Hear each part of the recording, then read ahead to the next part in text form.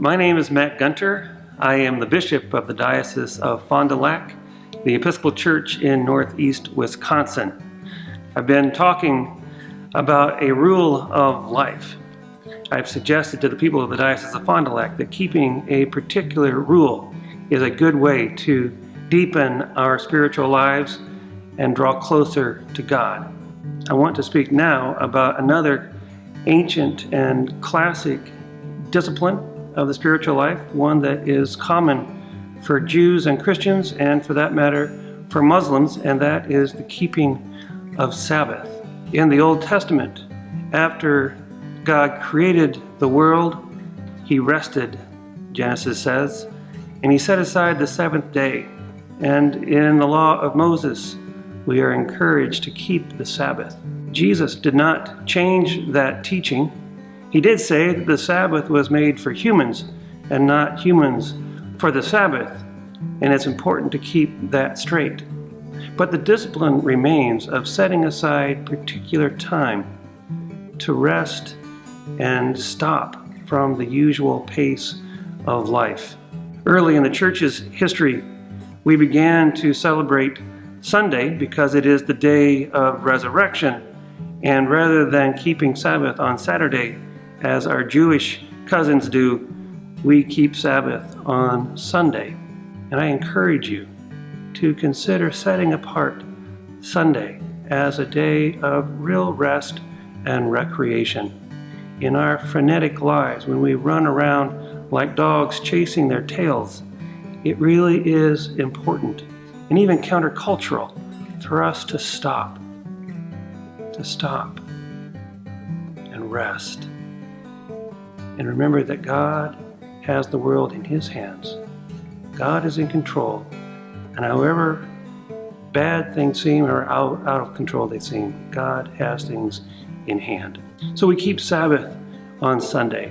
And I want to suggest some things that you might consider not doing on Sunday to enable you to rest. In the Old Testament and classically on Sabbath, we refrain from work. Anything that has to do with making money is good to set aside on Sunday. I know that not everybody can do that. If your work does not allow you to take off Sunday, then that is okay. Find Sabbath where you can find it. But unless your work demands that you work on Sundays, don't. Also, don't buy things. Check out of the consumer society and the world of commerce for one day. Plan ahead and buy what you need to buy for Sunday on the other days of the week. You might also, on Sunday, refrain from the internet. That's one that I've been trying and finding particularly challenging, but it is good in a time when we are wired 24/7 to take one of those 7 off, unplug, disconnect, and rest. I also suggest that you refrain from watching the news on Sunday. Don't watch CNN. Don't watch Fox News. Don't watch MSNBC.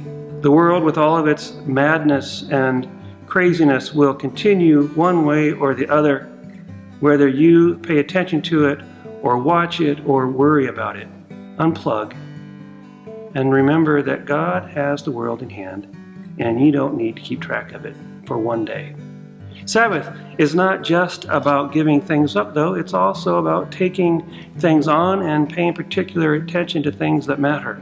So on Sunday, be sure to attend worship with your congregation, but also tend to other things that can be recreating and resting. Go for a walk in the woods or along the beach and rejoice in God's creation. Read. Pay attention to those relationships and engage with your loved ones, family, and friends. Play games. Do things that you enjoy together. Build one another up. You might also take a nap.